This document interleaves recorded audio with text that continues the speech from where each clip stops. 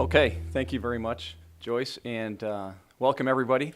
It's really a pleasure to be on this panel to open this important event. I must admit that I'm humbled to be on a panel with this talented team from a diverse range of companies that are players in this space and are working to move the needle.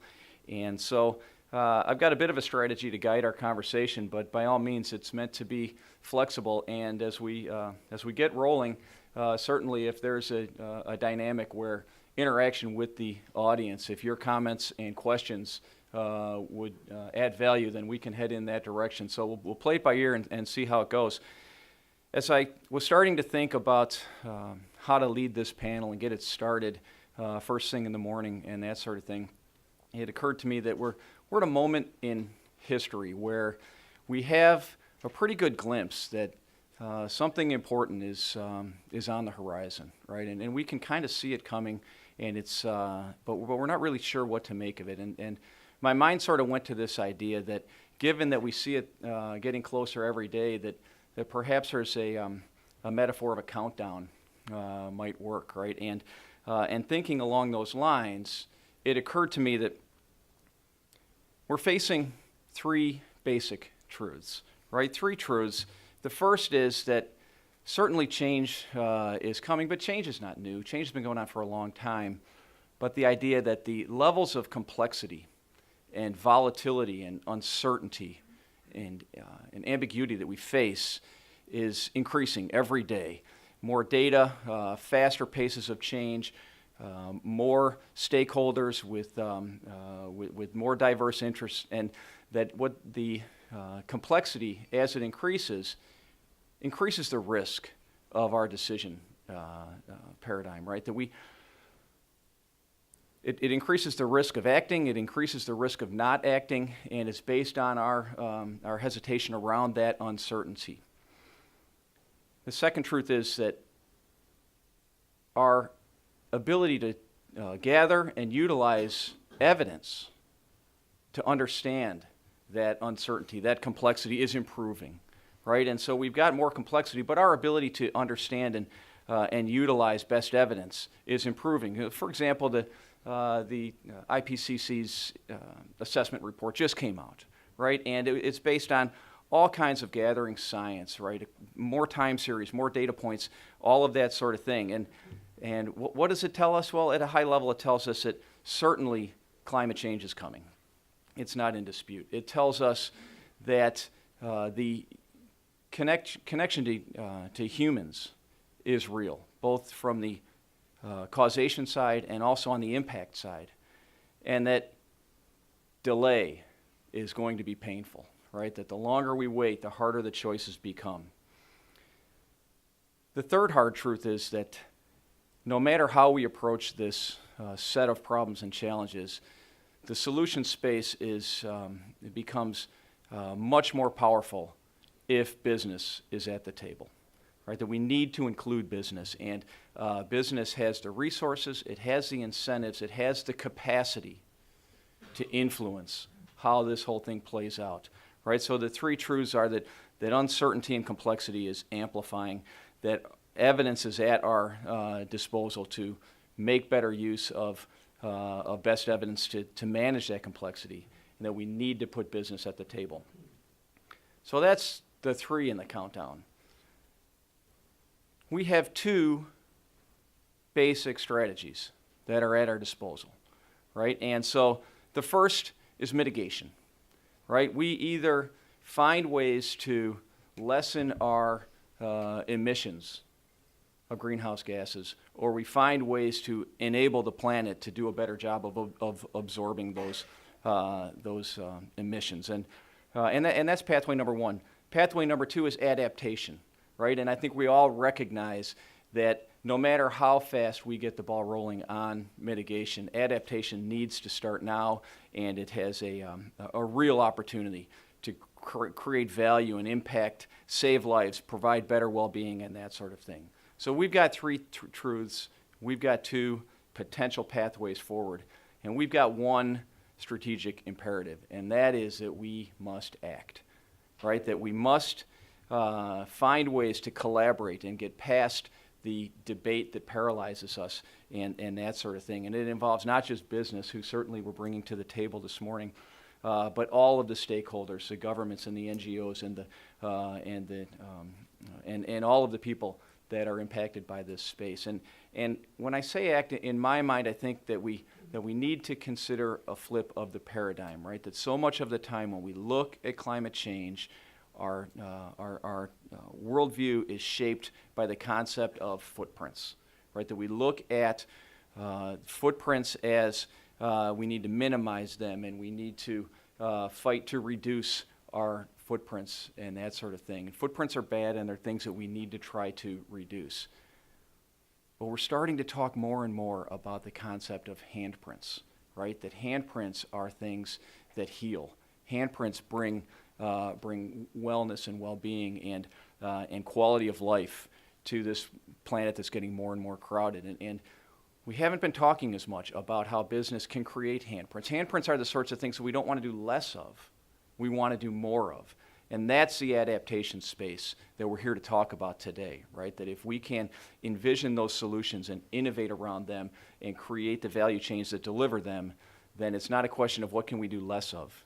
It becomes a question that how do we do more of those things. So with that in mind, I'd like to introduce our distinguished panel. And as I said, we've really got some representation from people that and companies, organizations that are helping to move the needle here. And so what I'd like to do is just give a quick introduction. And I'm going to give them a chance to introduce themselves and explain what their role with their organization is. And so Jeff Williams is a director of climate consulting for a company called Entergy. So they're an energy player.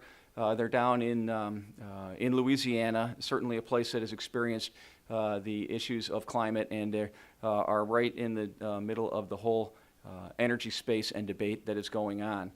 We have Murray Starkel, who is an ecosystems guy, but not an ecosystems guy like a biologist, but an ecosystem guy from an investment point of view. How do we invest in natural capital? We've got Jen Crozier, who's with IBM, or a multinational company whose basic positioning statement is that they want to create a smarter planet. And so the idea that the old systems that are not connected and not contributing to the solution, whether you're talking about infrastructure or buildings or transportation or what have you, that improving the ability for those elements to become brilliant, to be smarter, is really at the very heart. And Jen works in their global citizenship group, and it's a real great perspective we're going to get from him. And then finally, Rob Baker, who is with a nonprofit organization in the crowdsourcing space and enabling information to mobilize action with a group called Ushahidi, and so he's representing them today. And so again, I welcome you, and why don't we just start off, Jeff, give us just a brief understanding about your role at Entergy and high level, the sorts of things that are at the front of your list. Good. Hi, thanks for inviting me. My role at Entergy is to be an internal consultant to help our business units think about how to prosper in a carbon-constrained economy and how to adapt to and really protect the sustainability of our customer base from the risks of climate change. Entergy is headquartered in New Orleans. We provide electricity to 2.8 million customers along the Gulf Coast states of Mississippi, Louisiana, Texas, and Arkansas. In 2005 and again in 2008, we were hit with devastating back-to-back hurricanes. 2012, there was another one, Isaac, followed by Sandy, which we all know about up here on the East Coast. Katrina alone inflicted $150 billion of damage on our communities. 80% of the city of New Orleans was flooded, underwater. People lost their homes, lost their jobs, were wondering what was going to happen next. They were stranded or dispersed to different parts of the country. Unfortunately, the elderly and the poor, those least able to withstand these impacts, were the ones that were affected the worst. Many of us saw the images that came out of New Orleans of people who were stranded. This is really a vivid example of that impact on the elderly and the poor. From a utility perspective, it was bad. Katrina and Rita, we lost 1.1 million customers. There was $1.5 billion of damages to our system. New Orleans is itself, Entergy New Orleans is its own utility. Tremendous damage to the entire system and no revenue coming in to pay for it. So this was a stark reminder to us that our risk really wasn't what we had been focused on like a laser before, business continuity and keeping our assets up. It really was the sustainability of our customer base, the communities where we live. When our customers do well, we do well. So we decided that what we needed to do was to do more with that, to have conversations with our communities, but we recognized we really didn't have good information to try to do it. So we commissioned a study to take a look at what the risks were to the entire coast, not just the utility, and what cost-effective adaptation measures could be put in to take that risk off the table. And it was really kind of amazing results when we started talking to people that a lot of this doesn't require government spending. A lot of this can go with the price of a house. It can go with things that are cost-effective for businesses to do to reduce their risk. And then a portion of it requires this collaborative spending together. And there was these dialogues with our communities that really led us to understand that there's ways that we can do this and that complement each other, that really get to a reduction in business interruption loss, the economic losses to our community. A lot of the measures that we came up with and tested proved that we could get $5 or more of avoided losses for every dollar that we spent in hardening our system. So the trick was to have that dialogue and to be able to understand where those opportunities were and what made economic sense. So I have the greatest job in the world. I really enjoy pulling these collaborations together and having these conversations with people, and so that's what I've been doing the last couple of years. Thank you, Jeff. Murray. So Jeff, you and I have some common background, Yes, we do. especially in New Orleans. I'm with a company called Ecosystem Investment Partners, and we're a private equity fund that owns, operates, in other words, we design and build large-scale ecosystem restoration projects. We have a project where we're probably going to sell some credits to Entergy. We're going to generate wetland credits in one of our big projects in New Orleans. It's one of the most critical pieces of terrain that protects and provides storm surge protection, water filtering, et cetera. The value of the wetlands there are critical to the land mass that's around New Orleans. It's called the New Orleans East Land Bridge. We've got 17,000 acres there that we've acquired, and we are building a wetlands mitigation bank. And I know mitigation is not a good word in this crowd, but I like to think of it as we're doing the mitigation in advance so that others can adapt. And for example, Entergy, when they're going through and they're building their new systems, their more resilient systems, they can't avoid it because they have to put the lines in the coastal zone where the wetlands exist. So they're going to have impacts to those wetlands. Clean Water Act says if you're going to impact a wetland, you have to do compensatory mitigation. And oftentimes, you have to do more mitigation or do more compensatory mitigation than you're going to impact. So we're trying to get to a zero-sum game, so there's no net loss. We actually would prefer to have net gain. But that's what our role is to build those large-scale projects, and we can provide those compensatory offsets to the impacts. We follow a traditional business model where our investors are the typical private equity investors, university endowments. Notre Dame would love to have you guys on board. And other public pension plans and family offices. and we generate our revenue through the sale of these compensatory mitigation credits. Okay, Jen.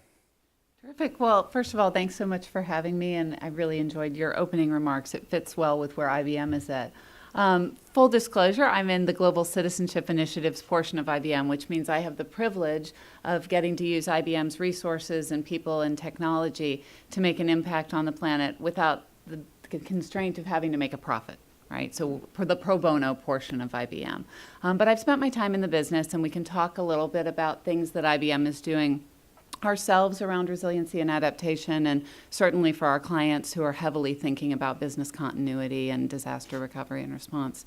So we can talk about that. But I think the thing I'm most excited about is how we're using some of the realities that you articulated about, the abundance of data in the world.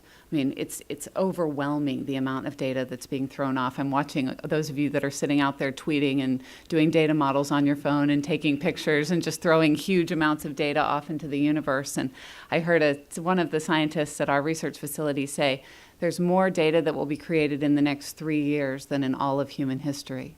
So when you think about that and how we parse it and how do we make it meaningful so that we can create tractable change. And so what we're thinking about at IBM is the next era of computing, what we call cognitive computing, and taking all of these bits of data and trying to make meaning and for people in a way that is relevant to them so that you can get out of that paralysis of too much information and make meaningful decisions in a time frame that counts for issues like climate change and adaptation. And so I have the privilege of running a handful of programs where I get to work with really brilliant IBMers and also a great set of partners, and I'd love to partner with many of the people in this room. A couple programs, our version of the Peace Corps, where we send IBMers out on 4-week assignments into developing countries to work on projects including environmental and sustainability climate change projects. And then a similar program around cities, which I can talk about more later, but I was very interested in the opening comments about the importance of cities in this discussion, so we can comment on those. Okay, Rob. Well, good morning, everyone. And again, thank you for having me here as well to be a part of this important and great conversation. My name is Rob Baker. I'm the Director of Operations for Ushahidi. Ushahidi is a Swahili word that means testimony, as our company over the past 7 years has been based out of Nairobi, Kenya. If you've never been, do come visit us. Nairobi is a wonderful place to fall in love with problems, and that's where we have. That's why we have kept our office out there. We are a global company of about a little over 40 now, but most of the staff is still there, and that's where we can still consider home. We try to get. I know I try to get out there as much as I can. It's so great to work at a company that keeps itself on the front lines, and that's really where we've learned so much from building what we've done over the past 7 years in building an open source software. To help out with crowdsourcing, and this has been used from everything from civil society organizations to fix potholes in roads in some of the best and worst places around here, domestically and foreign, as well as the World Bank and USAID and larger international institutions to really help respond to disaster and crowdsource and ground truth and get information from affected communities in the midst of some of the worst disasters we've seen over the past several years. Staying on the front lines, one of the things we often say is that we've been building the plane in the air, and that's not something you typically brag about when you're building software, as I'm sure. As I'm sure my colleagues up here could say, yeah, I don't know. But what it's done is that I think what we've been able to do, what we've been able to learn from this, and where we hope to apply it into new programs now that are outside of the software is just the agility of software development and bringing that into and incorporating into the DNA of the software development, the conversations with these affected communities, to not simply deliver software to them, but to build it with them and to come out and continuously have conversations that bring the M&E cycles into software development into the process of ongoing development, to say that we are not the ones that will know really where the features need to be or should be, or what the real operational considerations should be on the ground. The people affected by current disasters and future ones that we may very well see soon with climate change are the ones best to answer that. Let's go to them. And so to stay in these markets means that we're really baking in the opportunity to build out our software in these ways. And as we start to look forward in terms of our company, for now building out hardware, I have our router that we've built now, our first foray, our backup generator for the internet. again, a router built for emerging markets and affected communities. And also making all voices count, a multi-million-dollar fund to find entrepreneurs, and probably more apropos to this conversation. We're branching out from the software development into the Resiliency Network initiative, which is part of the funding from Rockefeller to help build resiliency within cities around the world, with climate change certainly in mind, and to help support from a technical perspective, but also to support CROs, Chief Resiliency Officers in these cities, from the technical perspective, but also how do we incorporate conversations that are happening already in this space within these communities and bring everyone to the same table, so that as these CROs come on board, as more resiliency is needed in these communities and these cities around the world, and in some cases entire countries of these emerging markets, how do we bring these people to the table and make sure that what has been said before is not lost and everyone is speaking in a similar language? So some of the things I hope to talk about today. Okay, so I think you can share my perspective here that we've got some really great diversity on this panel, and the title of this panel reflects on adaptation excellence by business, which is to say that these organizations are leaders in the space. And so I thought we'd start the discussion with the idea that business exists to a great extent to serve needs, and that really innovative businesses serve emerging needs, right? And that if this is indeed an innovation challenge, right, that adaptation implies new solutions and that sort of thing, I'd like to hear each of your perspective on how do you work with customers and clients to anticipate the needs that they may have, right? The signals in the noise, and to a certain extent persuade them that the urgency around adaptation is real, and to some extent make them early adopters of some of these. So for this first part of the discussion, let's look towards our markets, our customers, and explore how do we spot those weak signals, and how do we engage in ways that are collaboration-based and turn resistance into adoption. Jeff, why don't you start us off? Sure. It's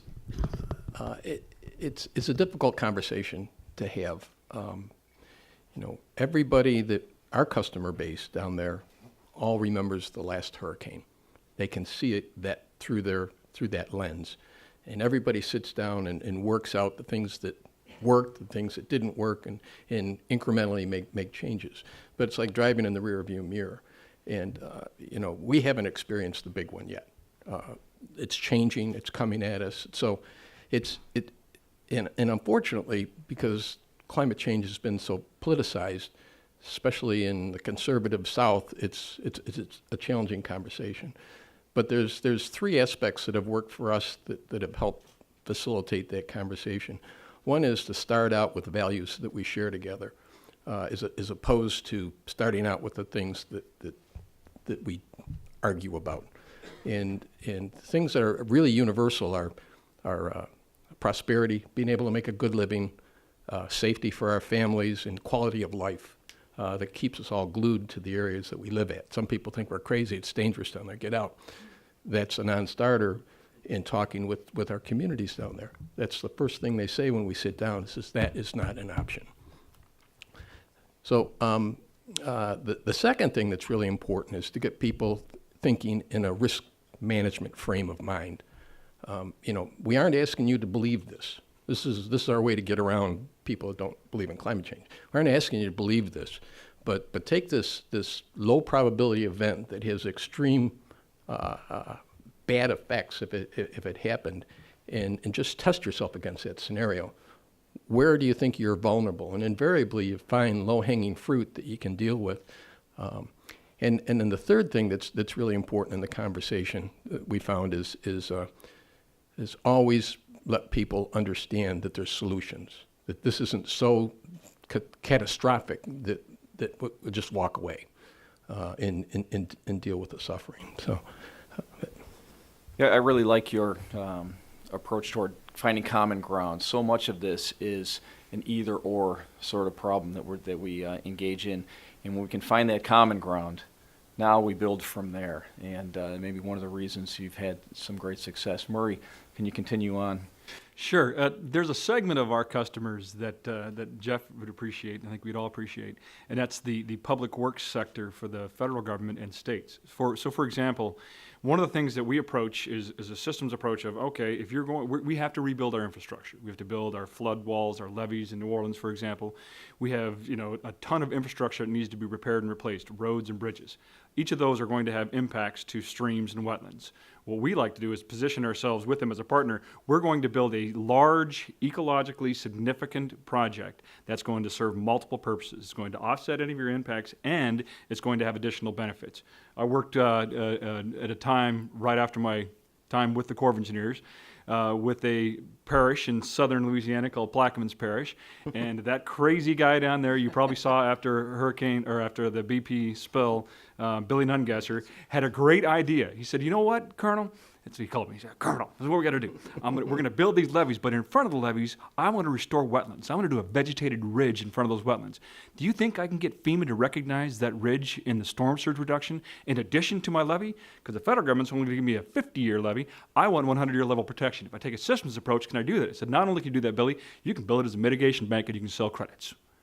So that's kind of the innovative thinking you've got to put in place and think of it from a systems perspective. And that's probably the best example I can give of what we do in our space.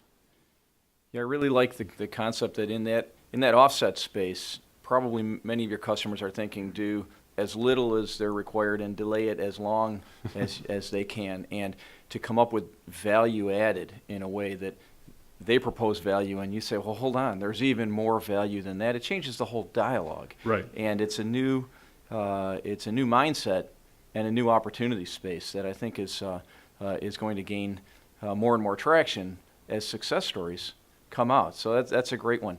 Jen, keep our momentum going here. Yeah, so within the private sector, I don't know that we have to do a whole lot of convincing from an IT. Nobody wants their IT to be offline.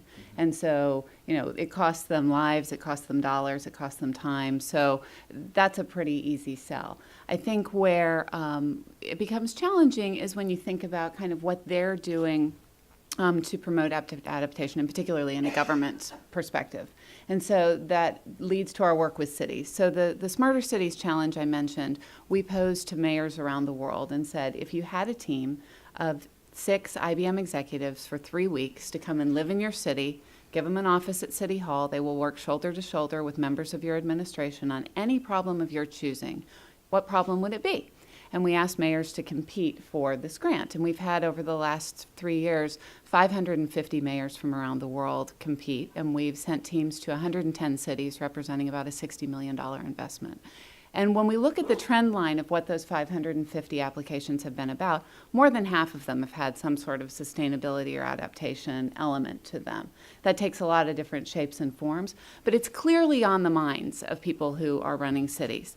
And so I think that what these projects have enabled them to do, back to your point, is when you're overwhelmed with data, when you're faced with tomorrow's news cycle and the potholes that have to be filled and the graduation rates and the cop that got shot and all of the other incredible demands that are on the leaders of cities, how do you make time to say, what technological realities are possible today that weren't possible when I got elected, that I don't understand, and how could I be using them to better serve my citizens?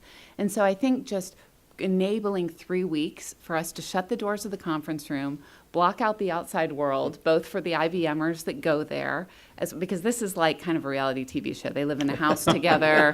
They're doing dishes together. They're there for nights and weekends and the whole thing. And the one thing we ask of the city in exchange for this $500,000 grant is that they give us their focused time and attention and data. And I find that when people do that and they can really kind of block the outside world out and make it a priority, people want to move the needle. We had a great opportunity to work with Mayor Landrieu in New Orleans on a project, and a handful of, a huge number of mayors, and all of them have said, how many of us have time, right, to just think about one problem for a sustained period of time? And when they do that, we've seen huge, huge results. And I think the thing that's very exciting for us on partnerships is that now we have Rockefeller, right, focused on resilient cities. And so we've worked with them to say, how can we support chief resiliency officers? Or Bloomberg Foundation is picking it up, SC2 at the White House, C40, et cetera. So we're hoping that momentum will then take these ideas to the next level. No, that's a really terrific example, and what I really like is the idea of you said you used gamification to change the paradigm. That we don't have time to do this IBM study. They're just going to come in and try to sell us computers and consulting and that sort of thing, right? And you turn it into a competition, right? That only one of you is going to have access to this world-class team. Best proposal wins, and all of a sudden they're standing in line beating your door down, and I really like that. A quick question. As the dialogue over the past decade or so was all about green cities, green buildings, green energy, all of that, have you had success in the dialogue that's making the transition to smart infrastructure, smart buildings, smart grid? And is the marketplace, are they going there, or is it taking persuasion and education? Both, right? They're going there, but they also need data and compelling evidence and citizen engagement, right? To have that dialogue, to get voters to understand why we need to prioritize this investment over that investment. So no doubt we're seeing, Glasgow did an amazing project on helping homeowners to meter their own energy costs and drive down energy costs, because a third of their population couldn't afford to heat their homes because the heating costs were so high. So very effective. They won a National Infrastructure Award on it. Other people are focused on mitigation and what they're doing there. Nice, multimodal transportation systems. Townsville, Australia, thinking how to stop water from leaking out of pipes that's leaking at a rate of like 25%. It's pretty simple. You just have to put the meters in, but it's a capital expense that's hard to sell your citizens on. So, I think that it's both, and it has to be a dialogue and continually showing results to the people who have to pay for it. And which was the city that won the competition, or is it ongoing right now? We've had 110 cities win, so this is over 4 years. Okay. We do 25 cities a year, something like that. We're opening up the competition again in January, if you know cities that are keen to apply. And it's on a whole range of different projects. Terrific. Okay, and so now we move into the kind of crowdsourcing activism space, and again, a entirely different market space. Rob, talk us through how you help to spot new opportunities and then mobilize to pursue them. Absolutely. Continue on Jen's point there of dialogue especially, and there's the point of creating competition, but out of that creating conversation as well. There's so much happening in these city communities and in affected populations right now, and as we start to go and work at the levels, at these government levels now, to start at a place where we've seen, starting at a grassroots level, it's great to mobilize people, but it's very easy to create something that's not at all operational and is simply observational, not channels that go all the way up to the level of decision makers. So starting in a position of working top down, but also trying to answer these questions and stay on point with what are the problems, what are the questions that need answers, and to focus on that and return to that and make sure that there's clarity and space to stay on point there. A lot of the times when cities have come to us and to other of our like-minded partners in this space, technologists, and thinking, how do we use Twitter, how do we use Facebook, and how do we tap into these conversations? A lot of what ends up happening is that they're trying to find the signal in the noise, but really what's happening is they're just kind of finding less noise. It has a lot to do with learning new technology. It has a lot to do with a lack of capacity, and that is where I think we've been also bringing up that grassroots level and building that bridge in between, saying we can provide the technology to the staff, but you will probably not be able to provide at these higher government levels the capacity to really drill down into all of this as well. And that is where we can mobilize people, and I think that's where we've had the most success, is saying there are folks out there that do want to be involved and don't just simply want to be consumers of the benefit of these systems, but they really want to be hands-on. And I think that what we're trying to bring to the CROs here is not just simply the technology solution, but to bring in these groups, whether they're formal, not like smaller nonprofits, or just citizens that just need a basic level of training and can be involved and be part of these conversations. What's come out of that is a new level of transparency that has built in not just simply accountability at the city level, but has, I think, broadened and deepened and enriched the conversations toward resiliency that come out of this, when we're bringing people to the table here that might not otherwise be there because they're not coming through the standard channels of private business or government, but are coming out of these just community channels and have a voice. Maybe not a decision, but a voice. And in many cases where they have been a part of this process, they're more bought in. And I think that the solutions come quicker and easier out of that. Yeah, well said. The idea that it's highly participatory, right? That human-centered design, that these problems we need to remember have people at the center of them, right? And sometimes we get so tangled in the systems that we're working on designing and delivering and bringing the human participation to a level where they feel like they have a say in how the future plays out can be really, really effective. So terrific. So we looked at this kind of through the market lens. How do we find new ways of creating value and sharing that value with the marketplace in ways where there may be uncertainty or resistance and that sort of thing. Now let's sort of reflect back, perhaps on the organization that we're leading here, and look at how are your organizations approaching this need for adaptation and resiliency from an HR point of view, from a supply chain point of view, from a systems and infrastructure point of view? What are you seeing from your leadership and from your management teams, from your broader network of HR and et cetera, that is changing the way you approach these challenges such that you're well positioned to stay nimble and stay relevant and stay effective as the world changes and adaptation needs accelerate. Jeff. Yeah, like I said before, we test ourselves after each one of the extreme weather events we have, and we make changes, but and we learn from that. But really, what's involved for us is a focus on challenging ourselves against scenarios, drilling, having exercises, and then learning from those experiences. So every year, we bring together our team of partners, both internal to Entergy, as well as the emergency response organizations that we deal with, and we have an exercise. We're tested against this, and we learn from that. There's a tremendous mutual aid organization that we've put together with the utilities across the U.S., really. Isaac, when it came, there were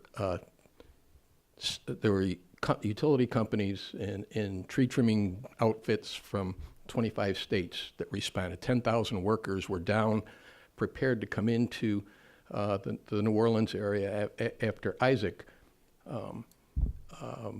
before the storm was there.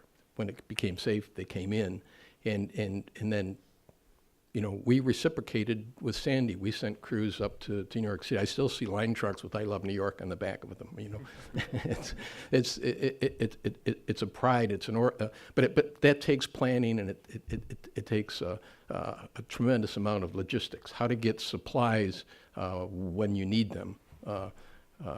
We've adopted hardening standards so that our transmission lines are built to stand up to 150-mile-an-hour winds, elevate substations and whatnot. But so we have to have the ability to get that equipment quickly. So we work through that. So it's the planning, it's the hardening of systems, and lastly, it's the conversations with our customers. What have you done? Where do you feel vulnerable? What do you expect from your utility, and how can we work together to prioritize our investments?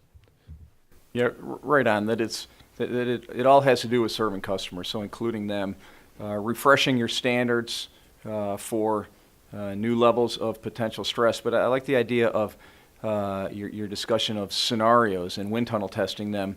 Can you give us a little bit of perspective on how often you run those wind tunnel tests, and who do you have participate with you?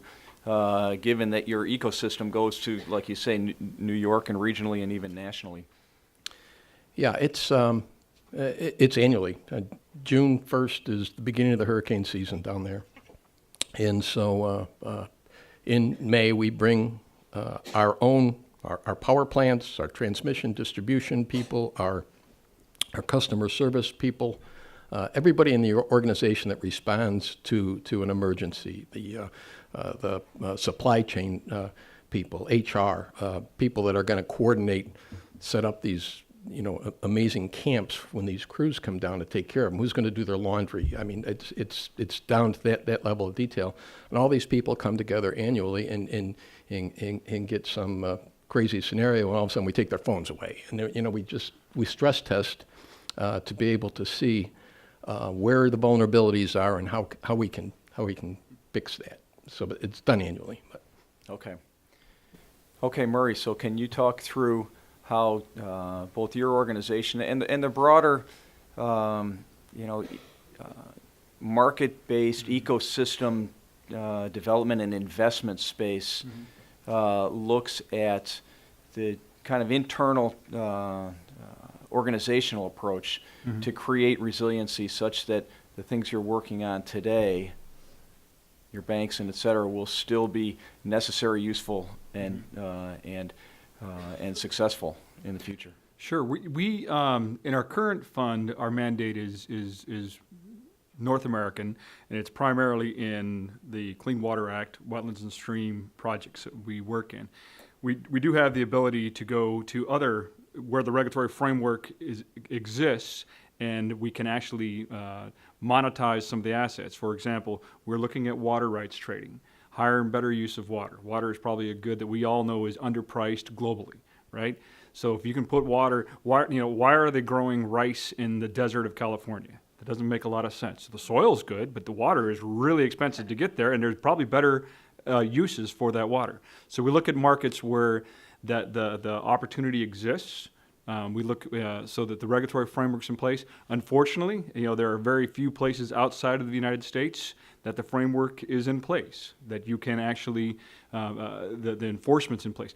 There are places in the United States that the Clean Water Act is not duly enforced. Texas, 10 years ago, they would go out and drill a well pad, put a well pad in, put a pipeline in, and they would impact streams and go, well, that thing only has water through it once in a while. Well, no one's out there to enforce the unauthorized filling of those jurisdictional waters in the United States. Therefore, there's no compensatory mitigation to be done. Another space that we're looking at that a regulatory framework exists is in natural resource damage assessment. So we can, in advance of a damage done by a responsible party that's going to be litigated against, BP Horizon is one that's top of mind, we can do the restoration to the natural environment and build resiliency into the natural environment, and they can be, in essence, the bill payer. And we can do it, and again, in advance. Now, we have to catch up. There's a backlog. There's a lot of damages that have happened. There are a lot of impacts that have happened, and we've got to catch up. And I think if we can. So we're constantly leaning forward towards what is the next opportunity. What can the thesis of the next fund? Can we expand our mandate? Can we look globally? We are looking globally at opportunities, but the framework, the regulatory framework, the enabling laws, the right amount has to be in place that gives us the opportunity to monetize our assets. Yeah, and a question regarding how you approach your projects. The Army Corps and others that manage these things have annual and sometimes even shorter success standards on species survival rates and that sort of thing. And that doesn't always align with the way nature restores ecosystems. Can you talk about how your scientists, your restoration teams work to make those projects successful, given that you've got nature's rules and you've got the Army Corps and those other regulator rules? It's a great point, Sam. One of the other areas that I failed to mention is endangered species habitat conservation, preservation, or restoration in some cases. And we have to look at a long-term view of how we're going to find it. We put it into our models. We look at first the financial assurances required to build out and to do the restoration or the preservation. And then we fund an endowment to the credit sales for the long-term operations and maintenance, well beyond what the federal government standard is. And then we'll work very closely with the Nature Conservancy, Conservation Fund, other nonprofit government or non-NGOs to be the stewards of the long-term land. Our best site for a restoration is a really boogered up site that happens to be right next to a wildlife refuge. And we will annex that land on behalf of the wildlife refuge, and it'll become part of theirs, and it'll be preserved in perpetuity. So that's one of the things that, and we provide that, I think, an advantage of green space. And if I can do it in a way that's going to have multiple effects on a single project, then that's all, as we say in Louisiana, lagniappe. That's all gravy. So a great example of where business can actually take a long-term perspective, even better than the agencies. From the IBM point of view, Jen. Sure. So I think, first of all, there's a certain amount when you think about IT and response that just has to do with redundancy. We're in 180 countries, and so when we think about our own data or think about our clients' data, one of the big strategies is making sure that it's redundant and backed up in like whole countries. So very large swaths of places could go down completely, and we would still have several levels of backup. And that's very important for clients that are hospitals, defense departments, banking systems. I mean, the world needs to count on IBM being able to be up despite a lot of different disasters, and that's true, and we have a great record.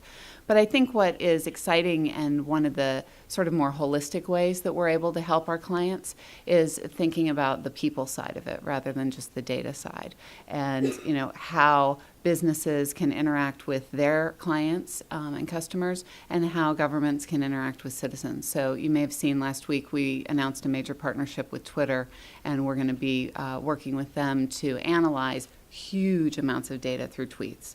So we're starting this as we're working in West Africa on Ebola response, and one of the biggest threats there is about misinformation, and people just having the wrong facts or not knowing where to go. And we're able to monitor that fairly closely by looking at social media and doing what we call social sentiment analysis to then be able to feed back, here's the kind of misinformation that's happening here. How do we respond to that? What kind of information do we need to be getting out? And so that's a public health case. I think we're going to see more of those, but it's certainly something that can be replicated in this space as well. Okay, and so harnessing the value of what some call ginormous data, right? The idea of don't be intimidated by it, but run towards the data. And to a certain extent, that implies that you need to redefine relationships amongst these stakeholders. Can you talk to that just a little bit in terms of sharing the data, trusting the data, collaborating with the outputs of that data? Yeah. Whew, that's like a whole day. But yeah, we're big fans of transparency. We're big fans of open source, just in general. We want to be fairly open about data, and we find that in our most strategic partnerships, that's just core. So, I think that you made some really great points about the application development, and in the projects that we've done, particularly in Africa, we found that we're not going to deliver actual application. We don't know the answer. We need to empower people who are on the ground and who are closer to the industry, to the geography, to the problem, to be able to create their own solution. And so, one of the things that's a totally new model for us at IBM, and I think we're having some growing pains adjusting to it, is creating something called Bluemix, which helps developers to be able to build their own apps very, very quickly, so that they can be the ones to work with the data. And I think handing that power over and saying, no, it's not like we want you to give us all of your data and then just we'll take care of it, you go away. We're going to toss you the car keys here, and we'll help back it up. And we can take risk out, we can take cost out, you can use our infrastructure and our global scale, but it's a partnership. And I think that helps to fortify trust. Yeah, empowerment, pushing the decision-making and the actionability out so that they can travel light and move quickly. You mentioned the idea of redundancy, and so we're living in a world where the cost of redundancy is tending towards zero, right? I mean, the cloud storage and cloud servers and that sort of thing. What do you see as maybe one of the biggest obstacles toward having universal redundancy? What's slowing that down? Well, I think there are some cultural issues. I think the trust issue you hit upon is an important one. I think people have a big bias toward proprietary data and wanting to own it and physically have it, whether it's I physically want all my pictures of my kids on my laptop and nowhere else, or I want all of my company's HR data on our server here. And I think over time we see that there's a big risk with that, right? Because you don't get the redundancy. There's a cost play with that. There's an efficiency play. There's a lot of different ways that the cost of that is going to, I think, over time become hard for people to manage. Okay, and so now we move probably to our most amorphous structure, right? The power and wisdom of the crowd comes into play. And talk to us, Rob, a little bit about how you ensure resiliency, continuity, and relevance in a world that looks like that. Yeah. Well, I'm so glad that trust has come up, because that is the one thing here in which technology cannot even begin or ever replicate. That is only ever earned. And it is earned through conversations with people and how we've come to approach requests for involvement for our software, or for at least a crowdsourcing strategy in these. In many cases where we've responded to election monitoring or disaster, I'll leave disaster out for the moment, but election monitoring or deployments of a more political nature. Sometimes those still kind of come up about 2 weeks before the event, and that's a big no. In most cases now, we're doing 10 to 11 months of socialization and conversations at all levels, from the community up until where we can, in some cases not an option, but with government levels too, to socialize this, to not only talk about the tech, but talk about the process, talk about the full stack, and to develop this trust at all levels, to bring everyone together, and then make sure what the output of these conversations are is that it's coming out with a level of transparency and accountability among the data itself, so that people know where it's going, where it's being stored, and also the consumers of this data know, is this verified or is this unverified, and what channels has it gone through, to make sure that what is coming out is something that is actually actionable and operational, and isn't really sucking in data without the express consent of folks, or without a clear path toward this is the benefit of this. And this is where we're going to take it next, too, to make sure that just the data output into formats where we can create better data-driven dashboards, but it's really moving more towards data-driven decisions. And then it's going towards these decision makers. And the output of this is not simply more tech and more visualizations, but better reports that better inform and come back to these questions here. I think that at that level, then we start to talk about really where we've made even more headway is not just simply coming and selling a point of data-driven decisions, but a changing landscape of incentives here as well. That's really come forward when I think about even just yesterday, conversations where a new US CTO, Megan Smith, brought together the table, had the opportunity to sit down with White House Office of Science and Technology Policy, USA, Department of Defense, as well as Facebook and Microsoft at the same table here. Obviously, IBM's contributions coming up in those conversations as well. One of these points is that infrastructure and bringing it to the point. This was on a topic of Ebola, somewhat different, but I think related in terms of crisis. On this topic of Ebola, thinking about how do we get better coverage maps, and the providers, the telco providers in this company, are not going to be so keen on just throwing this out there and throwing out portions of where their markets really are, where they're strongest to their most competitors. But what if we can change that by saying that the conversation we're going to have after that is not to go out there and drop off VSATs and BGANs and temporary things to bring up telecommunication infrastructure within Liberia, but how do we do network shaping? How do we give you loans and grants towards building up your infrastructure for the longer term? And therein, you are handing out something that will hopefully be, in a matter of months, outdated, because your infrastructure will be that much more built up that you'll have a broader reach anyway. So thinking about, and that has actually worked at the community level as well, to think about how we can make more and better private partnerships and build those bridges as well, not just government to community, but community to private companies, and think about how we can build in these incentives for bringing in the community conversation, but making sure that we are thinking about a business strategy, a business acumen, and longer term, even after the challenge ahead of us. Okay, great. So the idea of, number one, getting there early, setting the stage, getting the stakeholders up to speed, and building awareness and that sort of thing is certainly an important takeaway.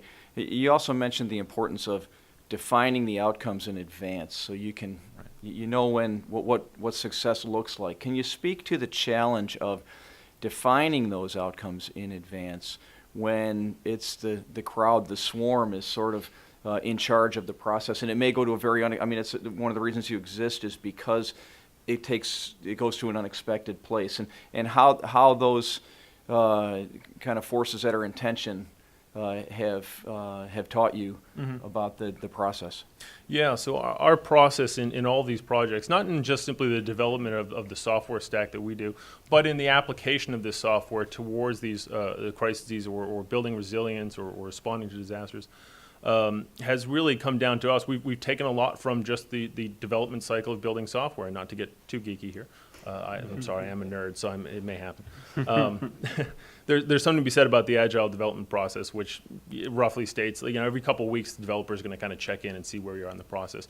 Why can't that apply to M&E? Why can't that apply to scoping out these projects as well? Why does that have to sit and bookend these things to say we're going to decide what needs to be done up here, and we're going to do it, and we're going to decide if it worked on the end of this thing?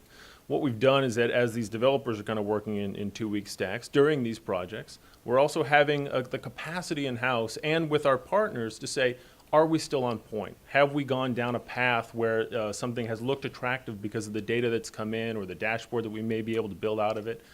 Looks nice, but is it really answering anything here? And from what we've learned, have we brought that back now to the decision makers, and has that at all influenced the ways in which we need to proceed? And having the capacity, I think, in-house and with our partners to continuously, through the life cycle of these projects, have the adaptability, the capacity, and the flexibility agreed on all sides to say, at some point here, we can pivot. That has made sure that we are staying on point with the original problems, and we do have an agreement that says, if we need to change, we're not going to, keep ourselves in line to a scope of work that may very quickly become out of date. And so making sure that that's also built into the agreements internally and with funding partners as well is something kind of has to be, again, baked in the DNA and agreement up front on that to allow for that kind of change. Yeah, very entrepreneurial approach, right? The idea that that no concept survives first contact with the marketplace, and lean and agile and pivots and all sorts of things we talk about all the time in the innovation space, and you guys bring them into your everyday operating model and your culture, and very insightful.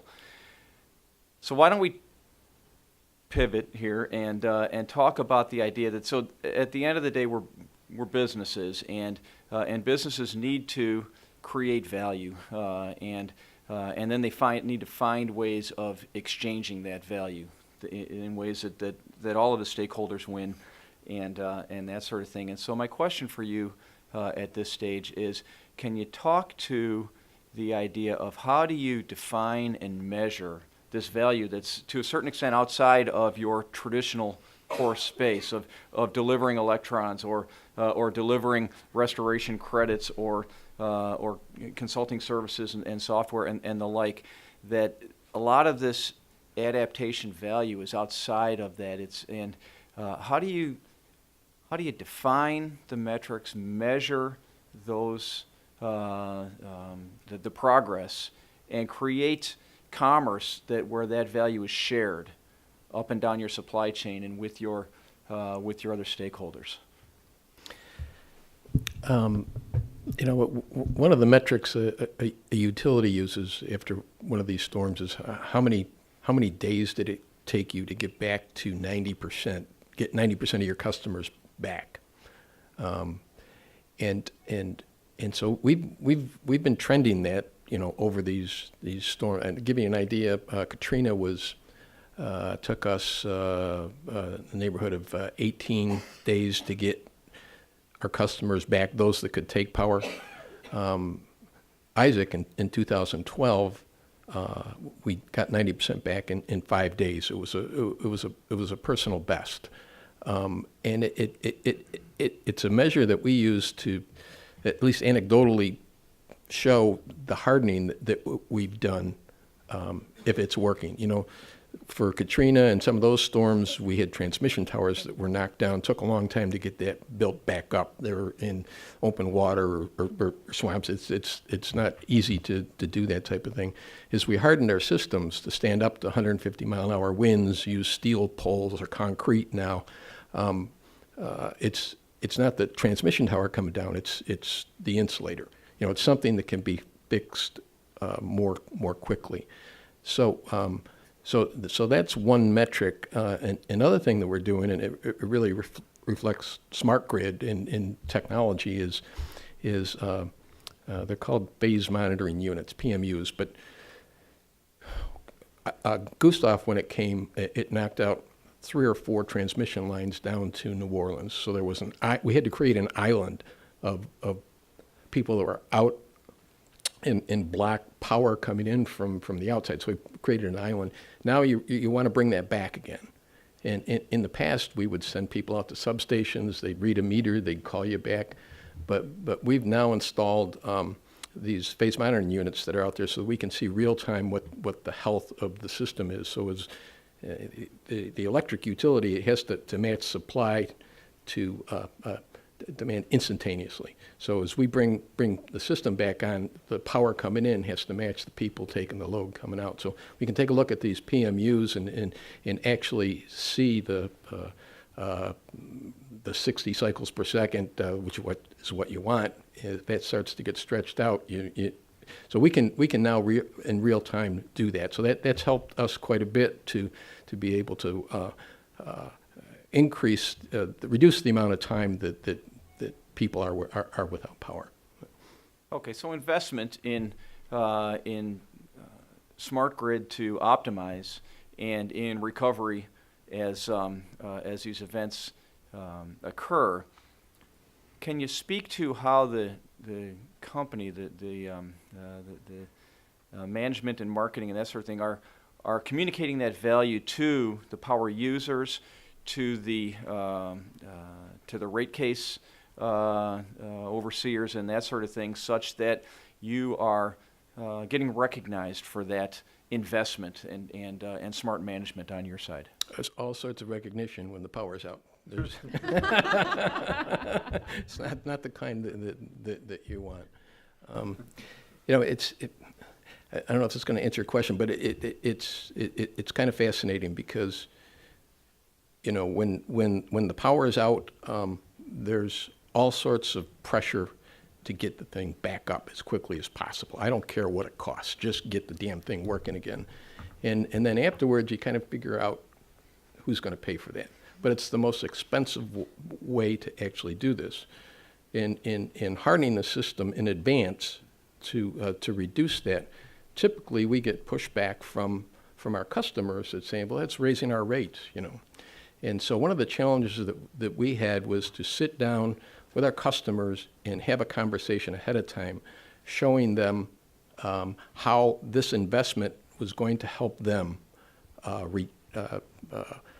reduce their business interruption losses. And it was a fascinating discussion because we found out that, I've used this example before, but one particular customer during Hurricane Ike was out of power for 4 weeks. It was a manufacturing facility because our lines were down.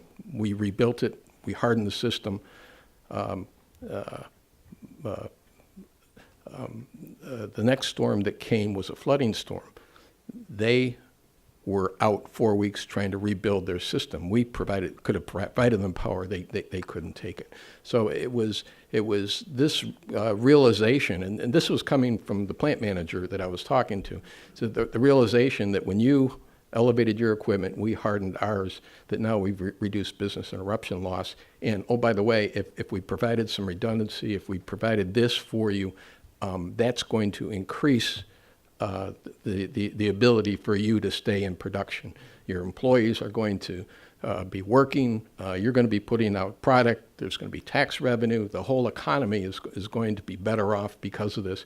And then at the end of the day, when we put that into a regulatory strategy to get recovery on that investment, instead of having opposition, we have our customers standing shoulder to shoulder with us saying, yeah, we looked at this, and for every dollar that they spend here, we're avoiding $5 of economic loss to our communities. Yeah, bringing the customer's point of view and a systems approach, and it pays in the long run. Murray, why don't you talk to us a little bit about emerging layers of value in a market-based ecosystem service sort of sector? Well, it makes me think similar to some of the experiences Jeff has had. Our customers oftentimes, well, I talked about the public works being a customer of ours, but other clients, large Entergy as a client, building a transmission line. One of the values that we can provide them is that you've got certainty of the mitigation that's going to be done, the project that's going to work to offset your impacts. You have certainty of the work that's going to be done. You've got the ability to probably get your permit that's going to do those impacts. We've found that you can basically cut it in half because the administration, in this case the Corps, sees it as this is a real simple solution. Rather than you designing and planning your own, you can just buy the credits and they're already done in advance of your impacts. So we have that. That's probably one of our most valuable tools that we have, is that there's a certainty done in advance, and we can help them get to their permits longer. There's kind of the intangible piece, though, that is also part of our sales, that we are building things of scale. So if you have a linear project, so you have the Keystone XL pipeline, it's going to cross over multiple ecosystems. Ecoregions is defined by the EPA and the Fish and Wildlife Service, you name it. And if you tried to do their mitigation for that along that, you would probably have a whole bunch of small projects. Well, instead, we enter the dialogue and say, no, instead of doing that, now it may not be in the same ecoregion as the northern end of this, but we're going to take the most valuable habitat that has, as I put it, the most boogered up, the one that we can get the most ecological lift out of restoring for multiple purposes, and we're going to restore that. And will you agree, all the administrators and the pipeline owner, that we will provide the compensatory mitigation for you in a meaningful way, and they see the value in that. So, as an example, BP could, as part of their restoration for the Deepwater Horizon spill, they could approach us and say, we would like to have your property that is a key portion of the New Orleans landscape as the restoration project for a portion of the damages caused. And they can see the value. There's the citizenship, public relations value of a key piece of the terrain to be done. But that's something that we can offer to them. Could I just make a comment? Coastal wetlands restoration is just a really key, important physical protection for our region down there. And we're losing coastal wetlands probably faster than any place in the world. 25 to 30 square miles a year. 2,000 square miles was scoured out by Katrina. I have images showing ring levees that today are the first line of defense. Before that, there used to be marshland in front of that and barrier islands.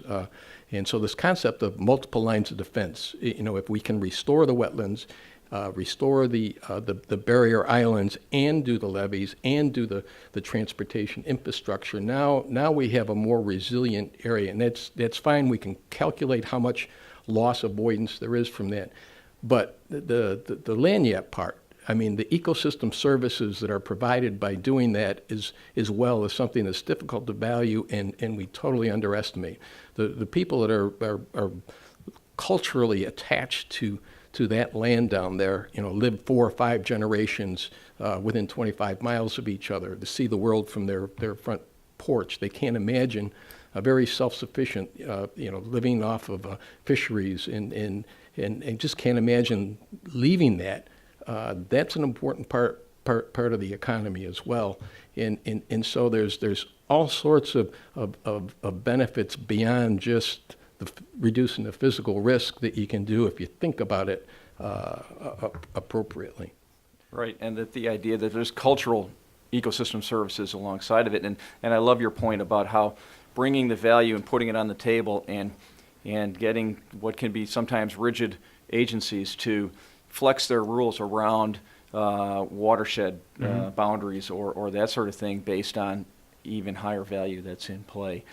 Jen, talk to us a little bit about how you have, at IBM, uncovered new ways of measuring and delivering value, especially from your global citizenship point of view. Yeah, well, I think, and Rob mentioned this as well, there's new forms of value that are emerging now, and this is just an entirely new era. And so we think about different currencies, and so not just what offers value for our clients, but for other stakeholders, our employees, our investors, the communities where we do business. And so I think one of the things we see is that the employees that we are hot to hire, that all of the tech companies are competing for, care deeply about this issue.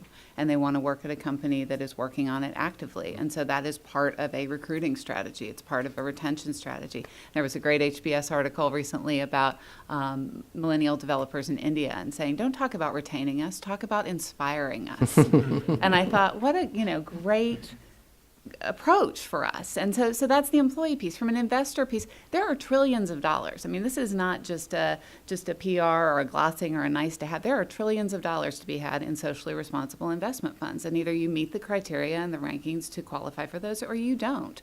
And so there's an enormous amount of pressure for us as a stock, as an investment, as there should be major advocates and to put pressure on this and to advance the agenda around adaptability and climate change and a number of other things.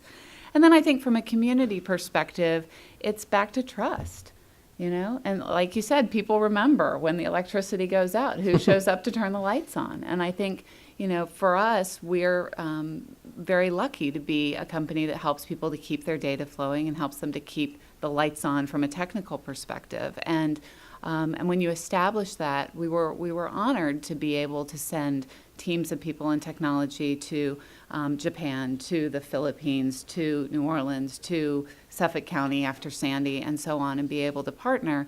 And I think that just fortifies relationships, right, that you can yield then going forward. So a lot of different forms of value that we think are emerging, and I think this is core to all of them. Yeah, I love you said different currencies, right? And how many people measure customer advocacy or have a inspiration meter in their employee reviews, sorts of things, right? But it matters so much. Okay, so Rob, in your space, how do you measure and exchange value in this new space that is outside of exactly what your core value proposition is? Sure. To Jeff's point, I mean, we certainly are monitoring as we go in the inclusion of community within these conversations, within these processes, the efficacy of their work, the efficiency as well, to make sure that we know from data coming in from these kinds of sources, the processing time, all of these things very much being monitored. But to the point of starting these conversations out, and certainly a lesson learned from the typical markets in which we engage, which in some cases SMS and radio are still kind of the ways to go. It's starting from a place of where are you now and what are the existing systems, and making sure that the conversation really isn't here's technology here to save the day. I think we all know it should make our lives easier.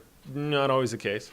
So to understand the existing systems and to come from a part of how do we make your life easier, what are you doing today, what are you using now, and how do we build into that, not simply around that, to do kind of a rip and replace strategy, and to make sure that people aren't also scared off from the new volumes of data coming in as well. This kind of here comes everybody approach, to riff off of Clay Shirky's book.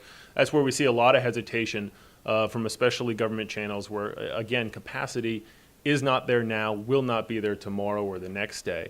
To bring it down also to these data dashboards like the Adaptation Index, and to bring it down to a digestible, consumable format, the what do I show my boss type formats, but also that it's integrated, and it's really well integrated in this, and we're looking at what kind of overhead these things may create as well onto the existing capacity to measure not only where we're seeing gains in terms of information access and how that's coming into better decision making, but also continuously looking at what is the overhead that we're introducing into companies now, to make sure that we're looking at kind of where expenses can be raised, and also looking for opportunities as we go, as we iterate, to look not only outwards but inwards to say where can we continue to cut down on these times and make people's lives, employees' lives, and easier, and get them home on time. So. Yeah, and the idea, I love the idea of having clarity on the current situation, the status quo, in terms of not just what's working, but what's the risk level, what's the pain point level, such that you can provide clarity. So, wow, what a great discussion. We've got a little bit of time to open it up for some questions. If anybody has a question, all right, hand up right here in the front row, please. Thanks. Jeff, this is for you. Two quick ones. The risks are going up. What are the financial steps you guys are taking? Are you increasing your reserves? Are you looking at insurance, et cetera? The second question, You have all this institutional experience with responding to storms long before we decided to call that climate change adaptation. Setting up all those contracts that allowed you to exchange services with different utilities, so you have a virtual services fleet. Who set that up? Who administrates it? Who takes care of, the cross charges? How did that work? And how did you get that done in a anti-competitive environment? I don't know. No. To the first question, in 2008, we upped our hardening standards for transmission, distribution, how we clear lines, elevating substations. Transmission lines, within 20 miles of the coast are built to withstand 150-mile-an-hour winds. There's no bedrock in the Louisiana coast. If you see a 100-foot pole, there's probably 150 feet below ground to make that happen. So that's being done. The standards of the equipment that we purchase, distribution poles are what they call Class 3. They're larger. Substations we're elevating to get above the floodplains, at least the control equipment, and we keep schedules going on clearing right of ways, and so we've as we experience these storms, we've spent over $1 billion in hardening. That's what I call reactive. When we slap it back up again, we build it with new equipment. We've invested about $2 billion in proactive hardening of our systems, and we upped that again in 2009, and we're taking a look at perhaps doing more. So, over time, we're making the system more resilient, and that goes into our rate base, and we get return from that. The issue of reserves is always a push and pull. During right after a storm, when you realize that you didn't have enough reserves, it's very easy to make that argument you should have more, and then as there's pressure to reduce rates, that gets driven down. So it's back and forth. Now to the second question, I don't have direct experience on how this stuff was set up, but I know that the utilities across the U.S. came in and developed this mutual aid system, and it is something that's been in place now probably for good 20 or 30 years now. And it's just absolutely amazing. I don't know how it works. We have a storm boss. They activate a storm center. They send out requests for crews. You don't know where the hurricane's going to land, so Florida Power and Light might put a claim in for a bunch of people. We put a claim in, and somehow it all works out. Nobody worries about money until afterwards, and then you settle up. And it's a bit of a mystery to me, but I know it works, and there's a great deal of pride in the people that participate in that system. Okay, I think we have time for one more question. Okay, yes. Hi, good morning. My name is Avril Benchimo. I work for the Inter-American Development Bank, and I have two questions for the panel in general. The first one is, do you use the modeling provided by the Ipcc in order to make any assessments on how climate change is going to affect your businesses locally? The second question is, I think Rob and Jeff mentioned dialogue as a main issue for successful adaptation. Can you provide any examples of how you actually incorporate this feedback into your decision making? So how you institutionalize what the dialogue is all about with your clients? Thank you.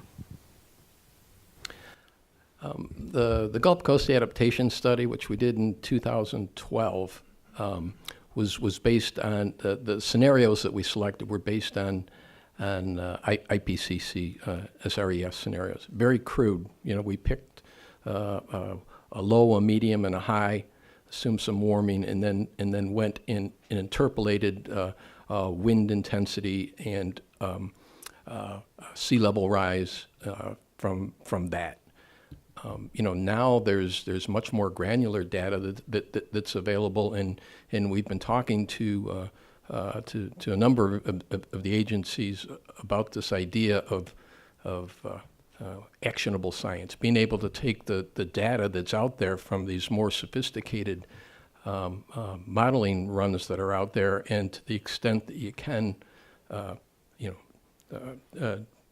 use that data to be able to help make business decisions in a better way. And you know, there's a lot of data out there.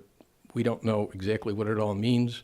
The scientist doesn't always exactly know what it takes to make a business decision. So if we can have this dialogue to kind of translate that into something that can really anchor these scenarios that we test ourselves against, low probability, but huge impacts, and as we get ability to get better at getting that scale down, so we can look at a more regional level. That's all really important, I think.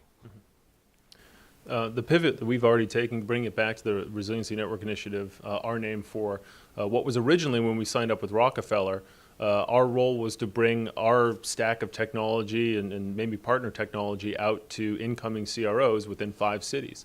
What Rockefeller has now agreed for us to do is actually scale that down to about 2 or 3 and not so much focus on the tech, which did feel very much like we were just kind of cramming it towards something, find a way to make it work. But to go out there and what we recognized early on is that as many of these CROs are now coming in as part of this program, they're coming in with new mandates and also themselves having to understand the city in this capacity, what the current capacity is, and how to move forward on this.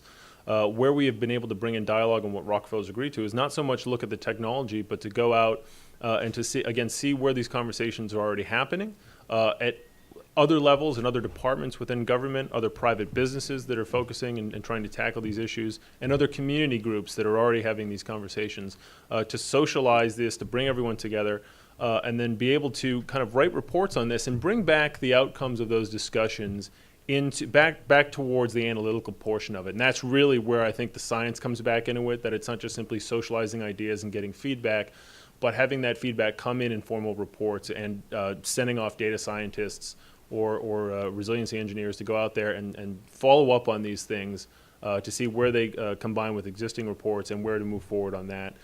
Bad news is that it does mean more reports along the way, but the good news is that the reason this is working so well is that what we're doing out of this, to bring up to my final point here, is the conversation is now not welcome CRO, here's a lot more stuff that you need to learn. It's here's where we've taken this off your plate, and we have these reports, other people have direction, and now there's actually less for you to do. And in that case, I think we're going to make a lot more progress than we would in just putting something else on the plate. We're actually taking things off. Okay, thank you for your questions. All right, so I think that'll wrap up our opening panel discussion. I'm so appreciative of the time and knowledge and insights that you've all shared with us today, and I think it's gotten us off to a great start. So I'm going to turn it over to Joyce, and we'll keep the process moving forward. Thank you again.